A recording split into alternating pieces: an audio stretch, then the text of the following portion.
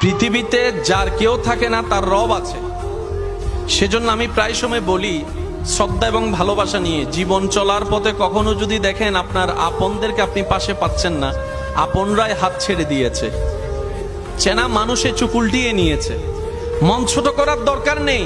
আপনি বুঝে নিবেন আপনার রব আপনাকে নিজেই সরাসরি সাহায্য করতে চাচ্ছে বলেই মানুষগুলাকে আপনার থেকে দূরে সরিয়ে দিচ্ছে। সুবহান। রবের বান্দা কখনো একা হয় না।